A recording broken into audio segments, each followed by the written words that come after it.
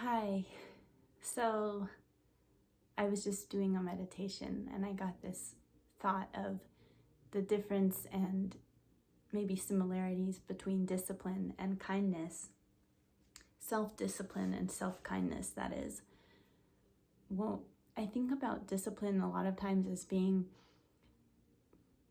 pushing ourselves to do something in the moment that we may not want to do, because we see how doing that thing will benefit us in the future. It'll help our future selves if we do it now.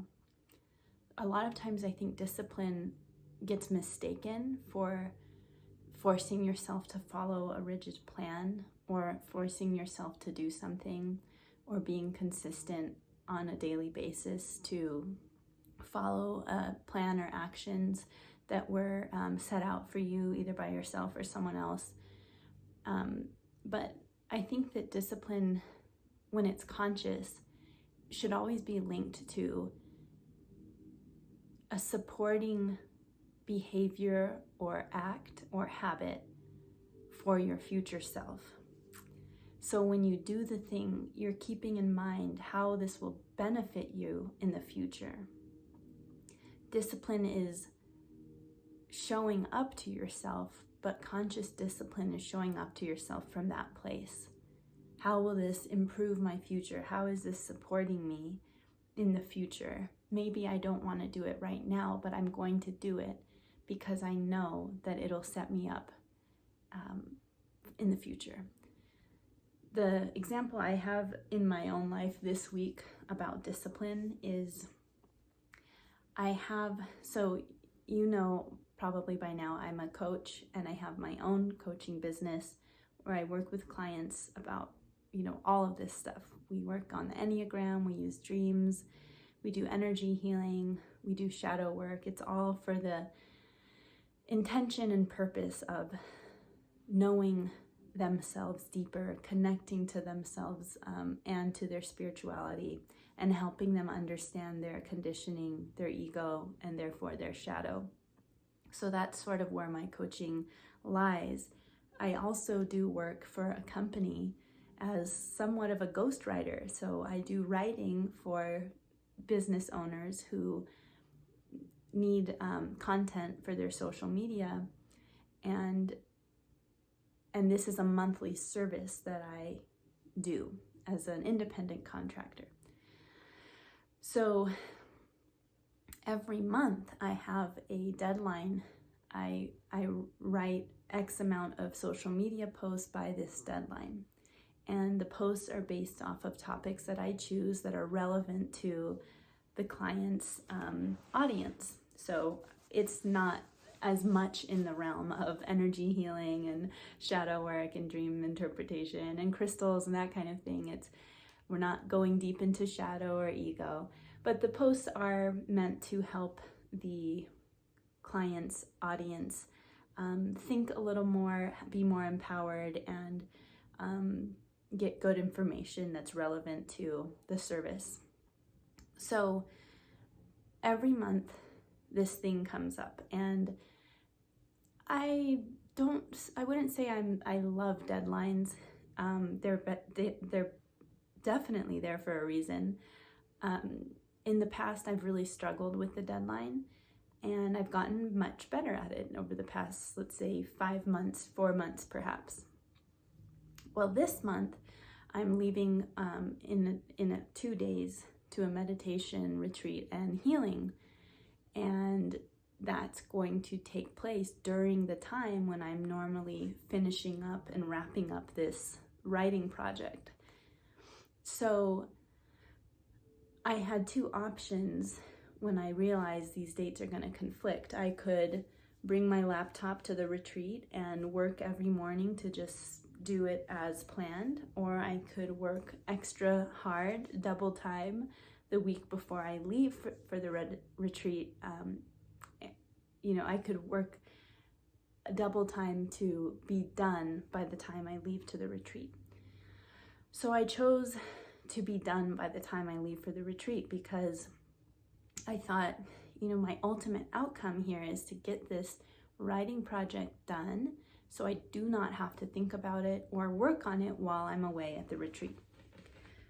That means I have to do a lot of extra work, push it up against other things that are going on in my business and in my life.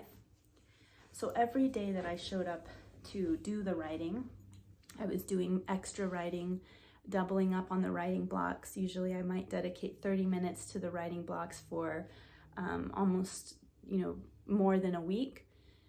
In this case, I'm cramming in a lot more writing time in fewer days, like in 4 days. So showing up to those blocks took discipline because I didn't really want to do it. And I honestly had the option to not do it. I didn't have to do it like that. I could work every morning before I go into the retreat, into the meditation and healing sessions that are part of what I'm attending. But how I saw it was I'm going to get a lot more out of the meditation and healing if I don't have work looming over me, or if I have less to think about. I also thought, something could go wrong on my laptop, and I have a lot more access to things on my computer. Sometimes my laptop will kick me out of my programs, and I have to find the passwords, and there can just be more complications when I work from my laptop. There's always a risk.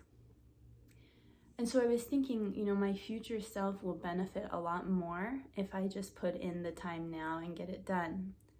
So every time I showed up to my writing blocks and, I'm finding places to put these writing blocks that I wouldn't normally have, maybe taking shorter lunches, maybe backing them up like back to back from writing block to going straight into a Zoom meeting to having a really short lunch to going in, I'm sacrificing in the current moment, in this current week, because of that outcome. And I see that outcome as being more worth the trouble than not going through the trouble. So that's an act of discipline that I would say is a conscious discipline behavior, or making a conscious choice in the name of discipline, because I want my future self to really get a lot out of the meditation and energy healing, and it will feel really good to just have this block of work off of my plate. Someone's calling me. It's a spam number. So there's an example of discipline linked to the benefit of your future self, not just mindlessly following something because it's a plan or because it's something you think you should do, but it's really linked to a purpose. It's really linked to your why. And if you can remember your purpose and your why, when you do things, I feel that discipline becomes much easier because it's linked to something that's meaningful to you, as opposed to just this generic sense of should, or what it looks like to be disciplined might get praise, but is that thing you're being disciplined about really fulfilling you and really supporting your future? So these are things you want to keep in mind, because our culture does tend to praise how discipline looks. The culture tends to acknowledge and give accolades to the people who are very disciplined and show up to the routinely show up to things that the culture deems are good. But it's not good if it's not truly supporting you, and if it's not linked to the betterment of your future self.